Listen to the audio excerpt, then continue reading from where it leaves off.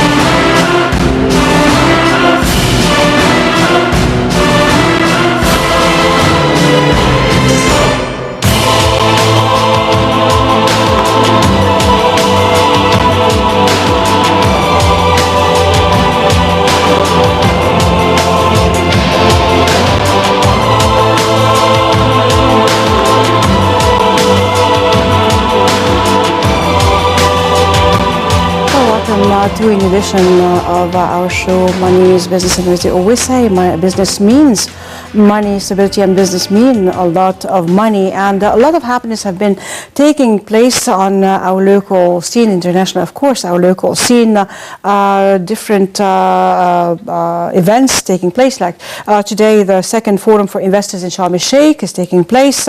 Also today President Sisi inaugurated the General Prosecution's new headquarters in New Cairo.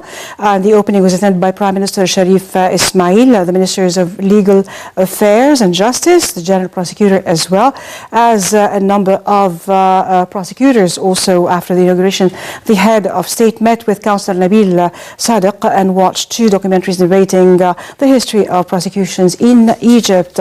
As for last week, President Abdel Fattah al-Sisi inaugurated a number of new projects in the Delta Governorate of Damietta, including the Misr Fertilizers Production Company, MOPCO factory. During the speech, President al-Sisi sent his condolences to the families of the victims of the crashed Egyptair plane. The President also praised the state's institutions in dealing with the tragedy. The President also said that MOPCO's project is expected to boost plans for the development of the agricultural sector, as well as help in widening the scope of industrial investments in Egypt. The project also aims at developing the petrochemical industry and is considered a distinguished model in maximizing the added value of natural gas production, which would achieve high economic revenues. A lot more we'll be talking about, but the course of our talk here, and we have with us Engineer Salah Hafiz, former Vice President of the General Petroleum Authority. Thank you very much, sir, for being with us. We'll go for a short break, after which we'll be back again. We'll start talking. Okay. Stay tuned to us. Don't go away. Coming back to you in a moment.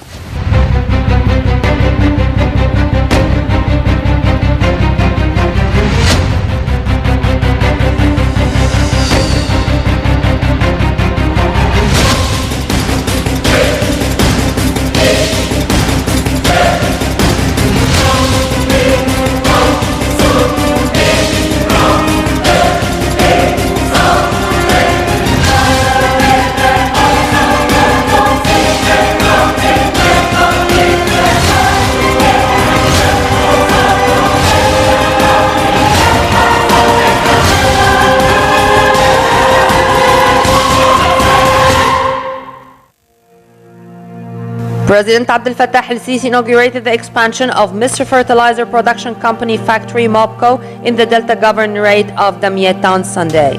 The expansion, which came with a price tag of around $2 billion, raised the factory's production capacity by almost 4 times, from 650,000 tons to 2 million tons annually. During the opening ceremony, Minister of Petroleum Tariq El-Mullah said that Egypt expects to receive its third floating storage and regasification unit by the end of the first quarter of 2017 to assure ample supplies for currently under construction Siemens power plant. Egypt was delivered 2 FSRU units provided by Norway's Höegh LNG in April and the Singapore-based Norwegian group BW Gas in September, while daily capacities of 500 million cubic feet and 750 million cubic feet respectively, so as to be able to import liquefied natural gas and convert it to feed its energy-starved power grid. German Siemens is currently constructing 3 power stations in Egypt that aim to add 14.4 gigawatts of electricity to the national grid by the year 2018. Petroleum Minister El-Mullah also noted that the aftermath of the 2011 uprising stalled production of natural gas in Egypt, necessitating the import of natural gas at annual cost of $3 billion.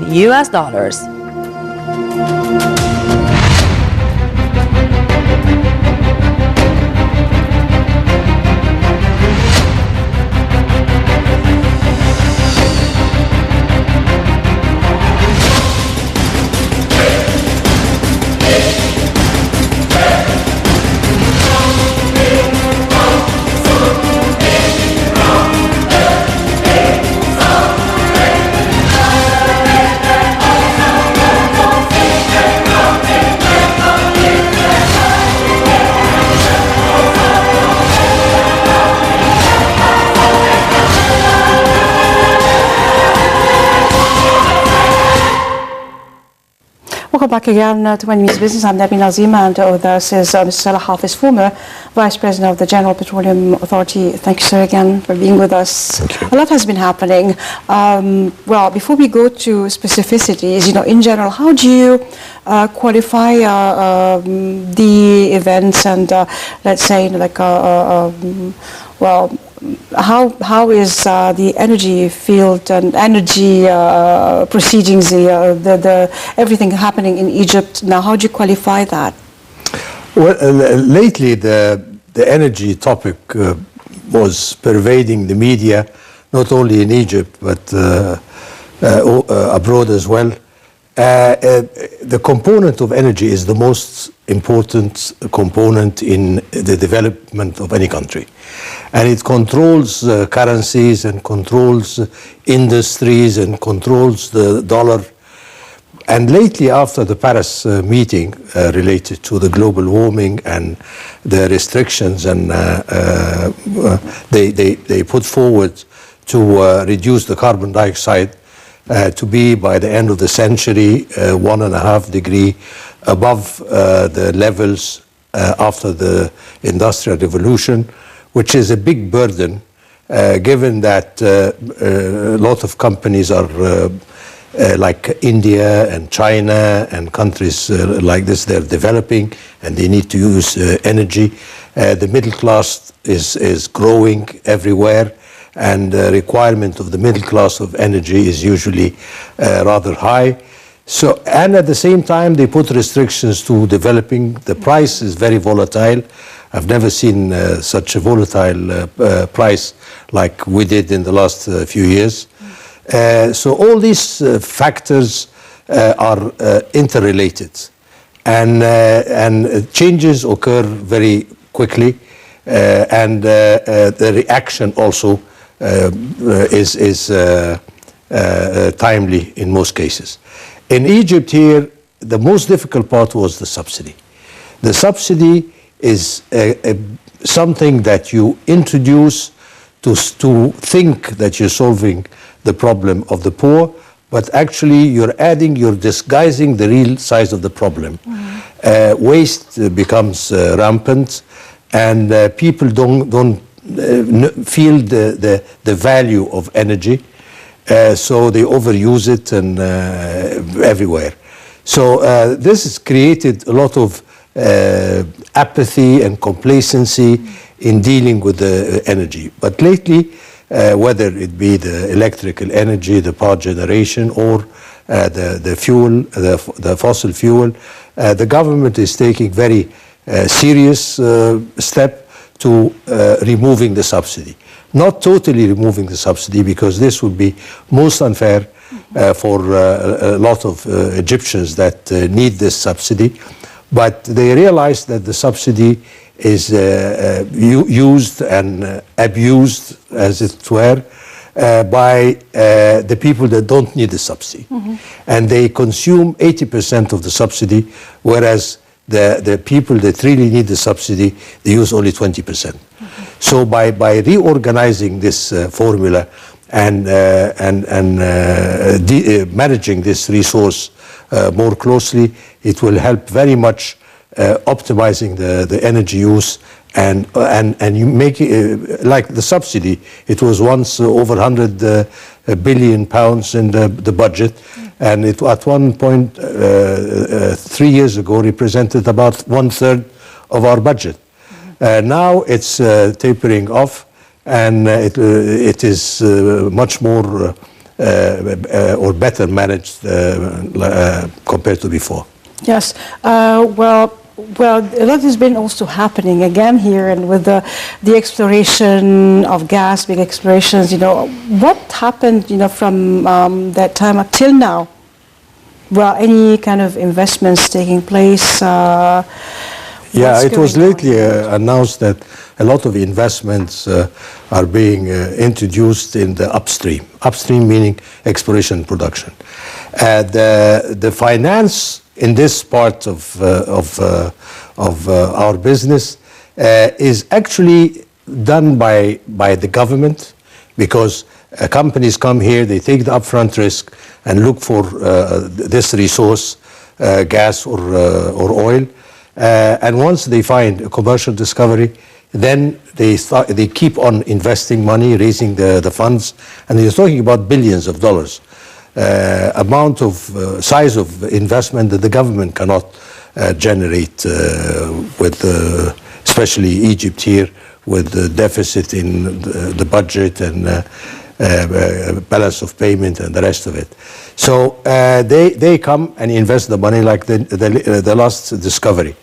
They discovered the Zohr field very early on. They were not supposed to drill in the first phase of exploration, but they realized that they identify a feature that they couldn't know exactly where it belongs. So they took not shot in the dark, because they have evidences that this area is rich in hydrocarbons. So they drilled the first well and encountered the largest discovery in the Mediterranean. And they drilled 2 wells after that. They realized that the reserves are even more. Some people spread rumors that after drilling the second and third well, it looked smaller. On the contrary, it went up from 30 trillion cubic feet of gas to about 40 now. So originally they wanted to connect it to. It's about 195 kilometers away from the shore. So originally they wanted to move the gas to an intermediate station and then take it to the shore. This way they will save some money. But they realized the size of it and expected more fields to be discovered. They decided to take it all the way to the shore. So the investment went up from 5 billion to about 13 billion now. This is really good news for Egypt, because the fields were almost stranded, not qualified to be developed, because of the price of oil was frozen for so long, and this did not encourage companies to bring investments and invest such large amount of money. But now with the new formula of the agreements, and the government is doing very good job in introducing a fair and square deal as far as buying the share of the foreign companies. Because at the end of the day, they have to make certain IRR, and unless they make it, they will not bring the money. But they invest the money and they recover the money from our gas. And then the rest, the remaining, is split between the government and the company. So they have to make money for this large investment, and they make about 12 IRR or something like that, which is better. Otherwise, if we get them to obtain less profit, they will go elsewhere. Because if they cannot get the money here, there are other areas attractive. The price of oil has gone down quite substantially lately, and there is a glut in the market. The demand is less than the supply, and it will be even more after removing the sanctions from Iran on Iran, and Libya is out of the market. And so is Syria, of course, and Iraq is not doing great given the circumstances of the war and the agitations that is occurring there. So all these factors contribute to the problem. And you cannot really identify a fixed course to plan ahead. But right now, Egypt is benefiting out of this because of the subsidy. We give less subsidy in the budget now, and then gradually we'll phase out of this subsidy and direct the subsidy to the people that really need it. And so it's going well. And gas is very important. After we started actually to import gas, and we will be net importer of gas until 2018, until the two large fields, the Dohr and the BP discoveries and the new agreements will contribute to the market, and then we'll be a net exporter again. Well, like a question, like other explorations, like in Israel, other for gas, would that affect us, and the investment, as you said, some investors might go if they don't get much, like of what they need from here, then they can just move somewhere else. Well, Israel, they discovered the gas, but they don't have the infrastructure that we have. The good news is that Egypt, we started building the infrastructure for the gas. We have liquefaction plants. We have converting the gas into liquids and liquids into gas for export purposes. And we have a network that connects all ports, all liquefaction plants, all factories, all power generation stations, and all this. So we have and we have pipeline going outside our borders, the one that we're using to export the gas to Israel and Jordan. So we have the infrastructure. Other countries, neighboring countries, they found large quantities of gas in a short period of time, but they don't have the infrastructure for it. So for them to export, whether Cyprus or Israel, they can either build a pipeline all the way to Greece and then into Europe through this pipeline, which is very costly, but they build their liquefaction. Cyprus, they don't have enough to build any infrastructure for export. So they would like to use our infrastructure. Okay. So the deal is going on. The arbitration that occurred between Israel and Egypt because of the stoppage of exporting gas as per the agreement, and the Cyprus also is becoming, because of the problems with Turkey, is coming more toward our side, to Egypt's side. So now there is a lot of negotiations and I think the large countries are contributing to this settlement. For the arbitration, for use of our infrastructure, right of way, and financial aspects. So I believe that very soon, and the Prime Minister, of course, this is his baby. He has always been working in this area, the gas area. and our minister also is contributing quite substantially. So I see very soon that a formula will be reached whereby all sides will be benefiting from, and to avoid any collision, as you said. Well, but this is really great news. Well, let me go back to the gas, with the normal citizen and the subsidy. Well, how does the government exactly qualify who's really in need? Because subsidy should go to the people really in need of subsidy. Well, how do they just specify that certain people need the subsidy, others don't need it, and abuse of it? There are flagrant cases, that you cannot miss.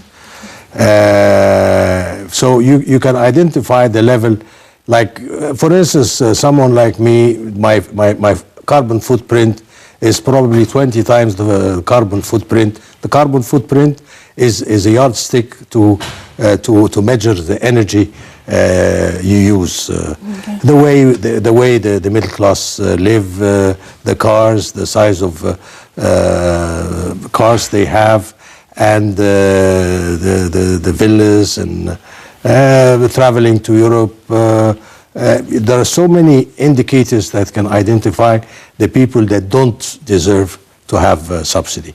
So it's by default, instead of identifying the people that need it, they will start identifying the people that don't need it. Yes. And then by doing so, actually you're saving more than, because this is where the waste is. Yes. It's not the people that need it, because the people, they need it, they cannot afford even the price that you're offering. If you don't have enough financial support and you have a small car, you will use it only when you have to. Otherwise, you will try to save. So you're using very little of the subsidy, but the middle class and the affluent society, they overuse the subsidy. Number of cars, number of size of engines, and air conditioning, and everything is related to energy. So the approach is to remove it from the people that don't need it, and then elaborate on identifying the people that need it more and more. And with time, I think it will work out, and for the subsidy to be given to the right people. Well, slowly, because this is a very difficult thing to do. But also, with electricity, we did have shortages for a while. Now, things are just stabilizing, and it's great. What has been done in this issue? Is the problem really solved, or is it temporary again? And we might be facing shortages the more the heat hits us. Yeah, I think they're doing very, very good job.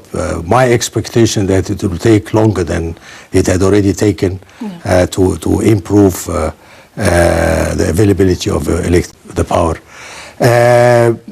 In the power, again, the waste was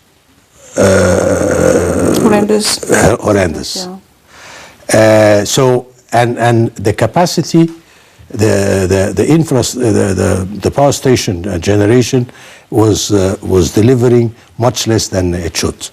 So the first thing to identify the problem in its intrinsic size, you have to remove all waste elements in the system. Yes. So maintenance and savings and stealing the power through back doors or straight from the street, things like that. They worked very hard to avoid. Yes. So this helped. The efficiency went up, and then building. A lot of investment was made to build power generation. So this helped also, and the feed-in tariff. They introduced very interesting approach. It's done in other countries. Instead of this will help not investing very much in building power stations, but they can buy the power, the low tension electricity from people that have some investment, and they can get 14 or 15% IRR on their investment. They buy it and then put it to the grid for other people to use it. This approach was, so there are many approaches on different fronts to solve the problem. Deal with the waste, better maintenance, building new stations, and getting investments on the low tension to put some money to save the government building more stations. So going all in this direction, we saw improvement much faster than I personally thought. Yeah. We're going for a short break, after which we'll be back again. Stay tuned to us, don't go away.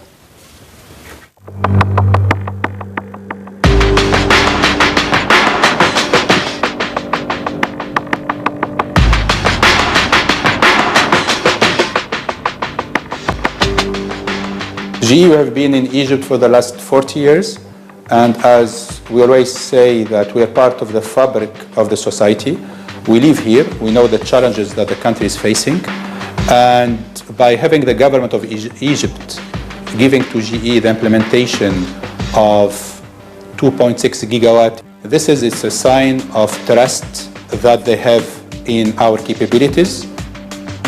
Behind me, we see impressive progress. 4 units are placed on their foundations together with their auxiliary systems only 2 months after we started breaking ground.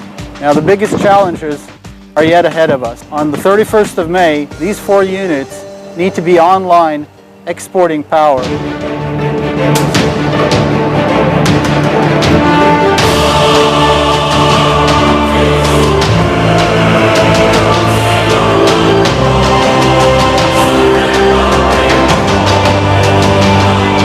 The 9E is a very robust gas turbine. It is what I consider to be the workhorse of the GE fleet. It's a 3-bearing machine, very stable, can run on any type of fuel,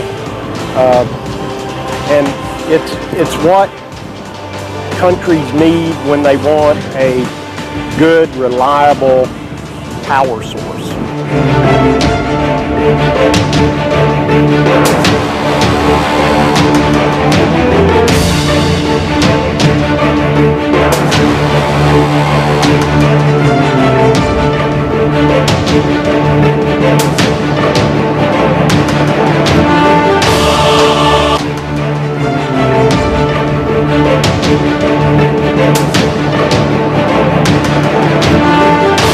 That's why we are here today to add 2.6 gigawatt to the Egyptian grid.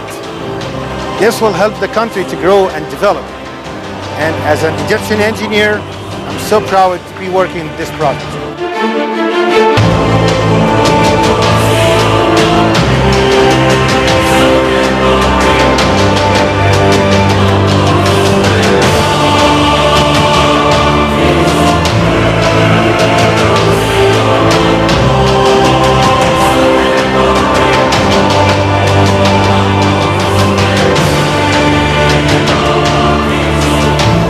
Back again to Money Means Business, and a lot has been is to talk about in the energy and what's going on nowadays in Egypt. We were just talking about the energy again. We have like lots of investors, and a lot has been done in order to, as you said, well, unexpectedly, we thought like we are just going ahead faster than expected, but we did have some factories that were just closed due to the lack of energy.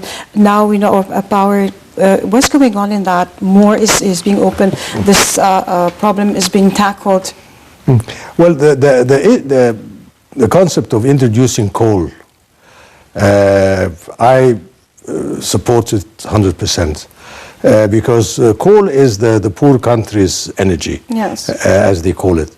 So we need it in certain the energy-intensive industries, especially the cement. The cement, the problem is carbon dioxide. other, the solid waste is used with the cement, mixed with the cement. The gases, there's no other gases except carbon dioxide. And they put very strict regulations to using coal, because the problem will be in receiving the coal in the port, moving the coal from the port to the factory, storing it, and putting limit to improve the efficiency. And then the filters, of course, the filters to remove all unwanted gases that come out of burning it. The carbon dioxide, it will increase a little bit on us.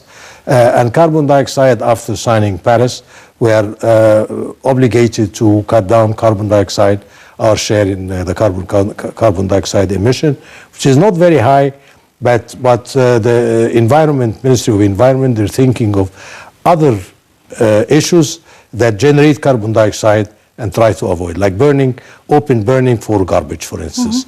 You generate tremendous amount of carbon dioxide, and over and above that, dioxins, which is carcinogenic. And usually, if you go around the ring road, you find a lot of garbage burning all over the country, black smoke from burning plastics. And so we are obliged to reduce the carbon dioxide. But if we increase it a little bit in the coal, we can decrease it in other activities quite substantially and make up the obligation that we're signed to adhere to. This is on, and the carbon using the coal is also helping generating electricity, because it will be used for generating electricity as well as in the cement industry, which is an energy intensive industry. Moreover, the renewable energy now, we're going, there is a wave of using solar energy, and we have plenty of solar thermal and photovoltaic we can generate from, and a lot of investment is done because it's a strategic, now energy is strategic, not only because of the scarcity of it, but also the global warming. You know, this is the real threat. Yes. People don't believe it, but if the business, they cannot realize it. But business as usual. If we continue doing what we've been doing, planet Earth will not be livable. We're doomed. To that extent. So it's not a joke, really. And the main culprit is energy and the fossil fuel. So we have to do something there. You can improve the efficiency of burning. You can improve the efficiency of production and everything. But at the end, you have to reduce carbon dioxide to a certain level, which I mentioned, which is 1.5 degrees to maximum 2 degrees by the end of the century, after a post-industrial revolution in the 18th century, the 19th century.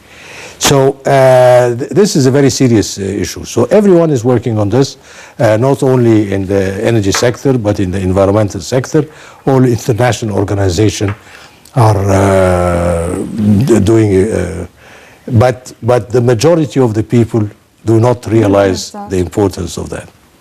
Unfortunately, we do have online Dr. Mohammed Saadeddine, Chairman of the General Energy Committee on Egyptian Industries. Hello, sir. Hello? Yes. Yes, Dr. Mohammed Saadeddine. Yes. Dr. Mohammed Saadeddine, President Abdel Fattah al-Sisi inaugurated a number of new projects in the Delta last week. Delta Governorate of Damietta, including the Mist Fertilizers Production Company MOPCO factory. Could you please elaborate on that? I can say that the project of MOPCO in Damietta, it was a big project from the first, but actually there are some accidents happened from the people there for some bad news. They didn't. Some people want to give them bad news about this project, and for that they make a problem since 3 years for the extension and development of this project.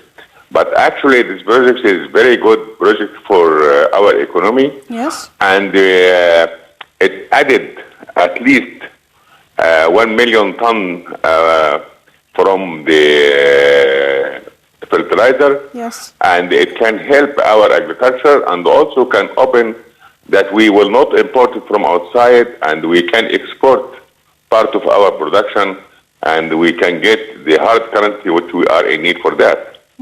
So it is a planning project from the first. It was very good for our economy, and actually we are happy now that we already go for process, and we will have our production, and they will have a value added to our economy from this project. How can it help? You said that this is like in with the production. Can we export later on? How does it really add to our economy in your? Yeah, actually we are in our production now around 6 million tons per year, and this additional will be 1 million at least. So we will have 2 million from this project. At least it will be 30% from our production. So we added now around 15% from all the production.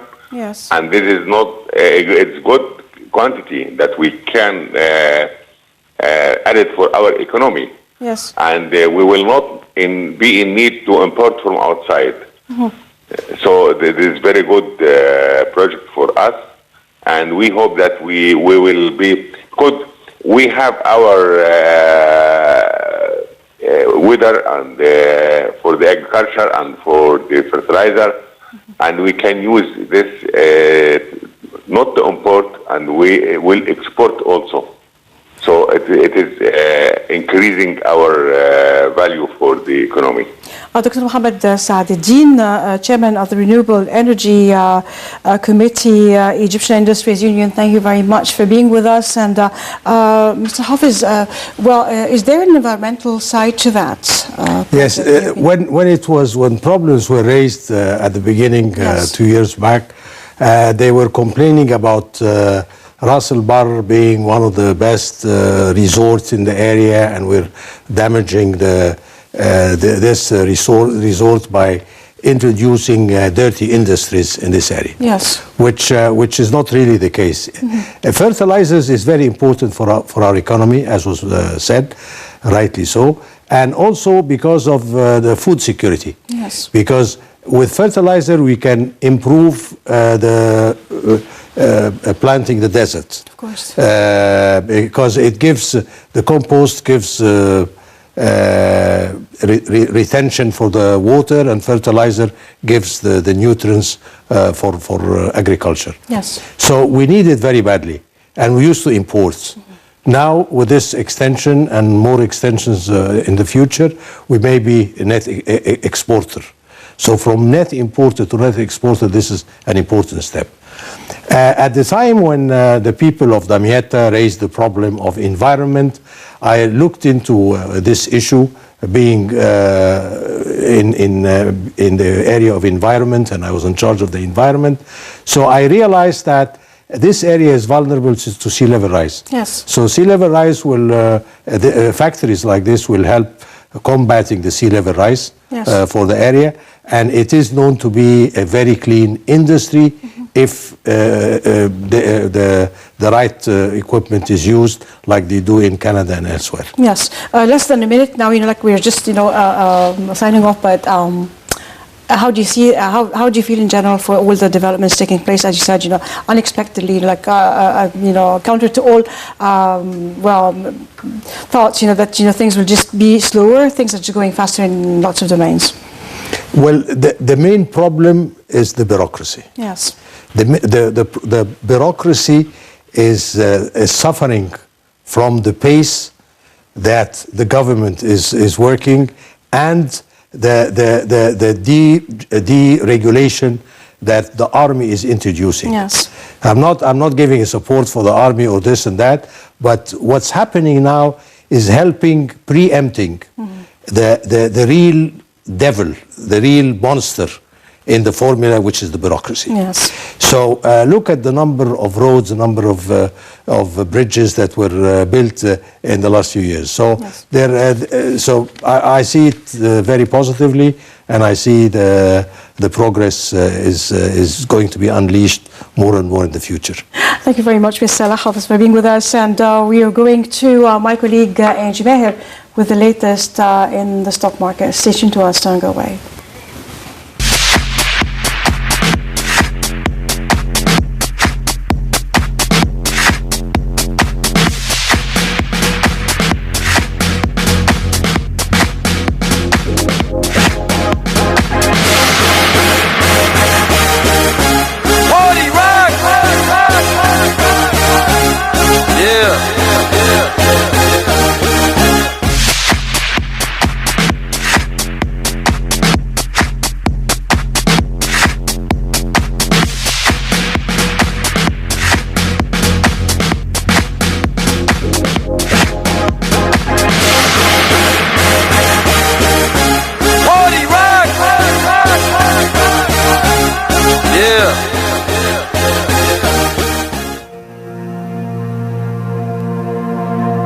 Egypt's Suez Canal revenues rose by 0.6% in the first quarter of 2016. Revenues reached $882.4 million in Q1 16 compared to $876.7 million in Q1 15. The number of vessels that passed through the canal stood at 4,178 in quarter 1 2016, up 27% from the same quarter a year ago. The volume of world trade transported via the canal declined to $16.5 trillion 2015 from $19 trillion in 2014. However, RDSC expected a growth in the world trade by 2.8% and 3.6% in 2016-2017 respectively.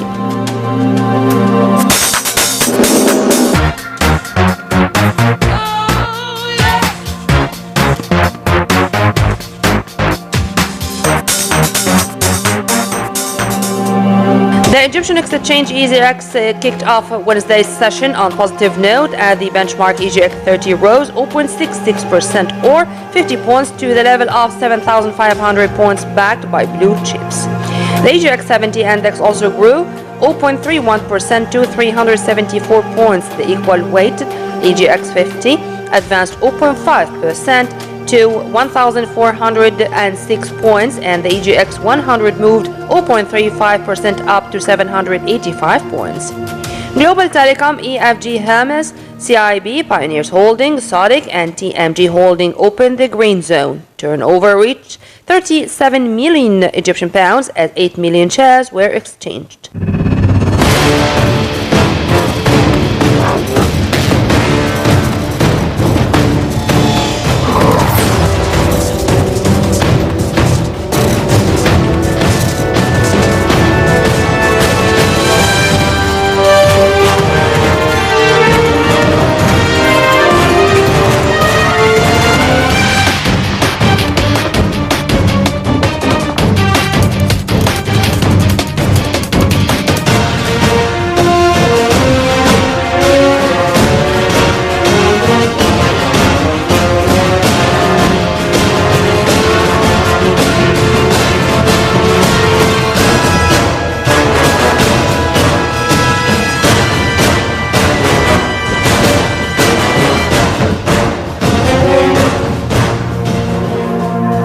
Construction Industries OCI said that its ordinary general meeting agreed to cut its issued capital to $118.04 million from $117.76 million.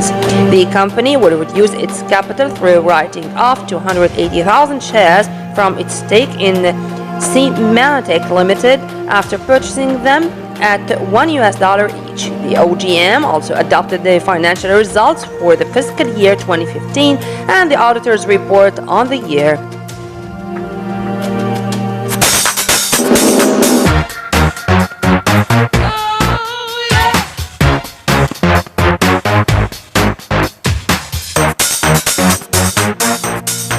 The Central Bank of Egypt (CBE) sold 118.6 million US dollars to banks in the regular foreign exchange auction. The US dollar price settled at 8.78 Egyptian pound in the 120 million US dollars FX auction. In the second half of March, Egypt's central bank reduced foreign currency auctions to a single regular auction on Tuesdays instead of 3 times per week.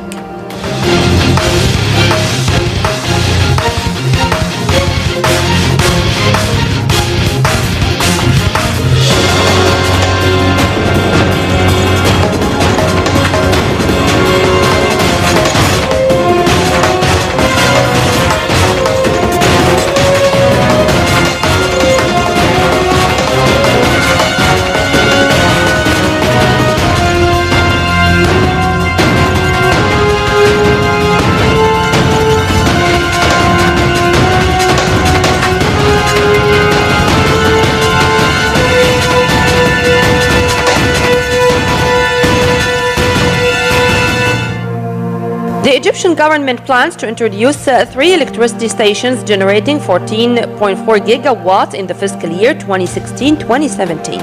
The government's plan targets an additional 26,000 megawatts between 2014 and June 2018 by pumping investments worth 153 billion Egyptian pounds to bridge the gap between individual and industrial consumption. Minister of Finance Amr al-Garhi said that 29 billion Egyptian pounds from the new budget have been allocated to support the electricity sector.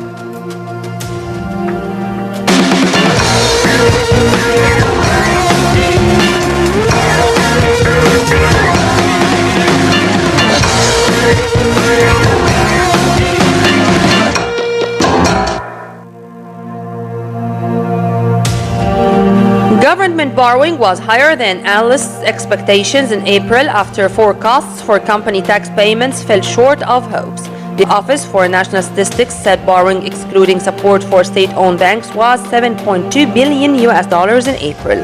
That was down from 7.5 billion last year, but higher than analysts' forecast for about 6.6 billion. The ONS also revised up its estimate of the amount borrowed in the financial year to March to 76 billion.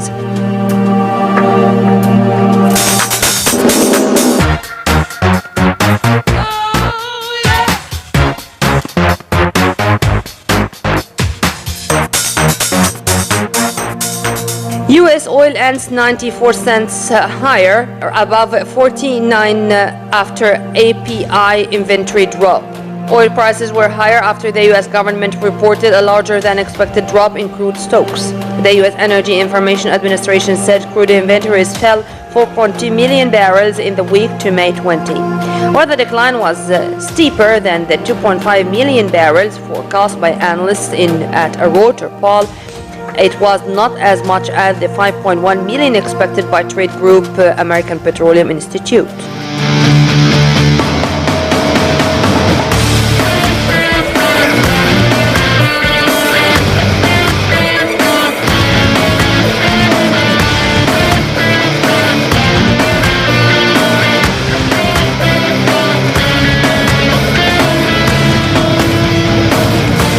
A UK exit from the European Union would wipe thousands of pounds of house values over the next 3 years. Homeowners in London could lose as much as 7,500 sterling pounds, while homes elsewhere in the UK could lose 2,300. The study suggests that prices in London would be hit by a slump in demand from foreign buyers, particularly those from EU countries.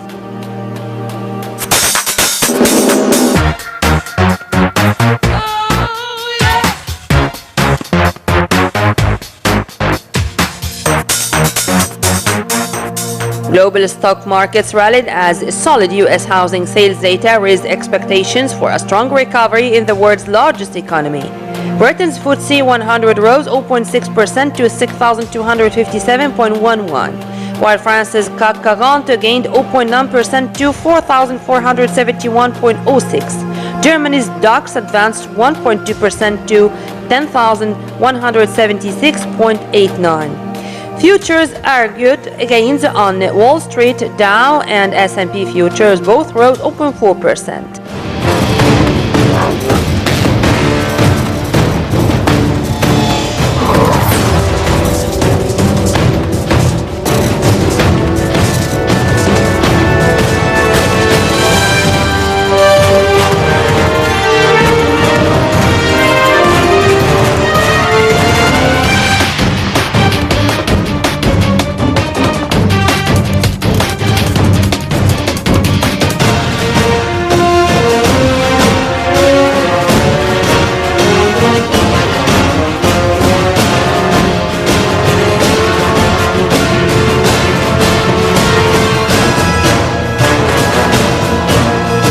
U.S. issued a fresh warning to Japan against competitive currency devaluation, exposing a rift on exchange rate policy that overshadowed a group of 7 finance leaders gathering hosted by the Asian nation. Japan and the U.S. have been loggerheads over currency policy, with Washington saying Tokyo had no justification to intervene in the market to stem yen gains, given the currency's moves remained orderly. G7 leaders meet in Japan on key economic issues. Financial officers gather in northeast Japan to talk about monetary policy, slow global growth and inflation concerns.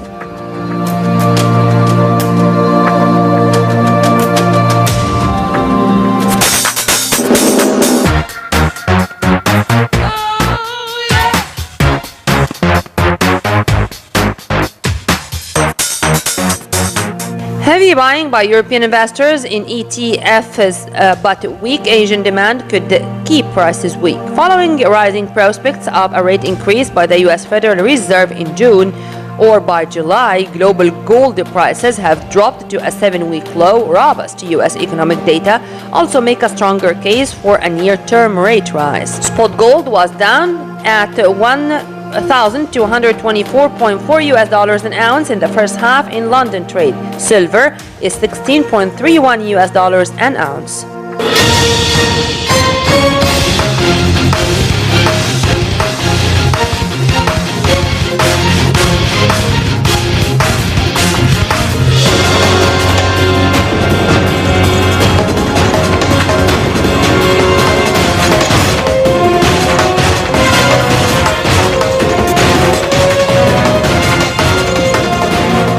Deutsche Bank expects further big legal costs this year to deal with a raft of scandals that have hurt profits and dogged its reputation, but is coming closer to ending its litigation nightmare.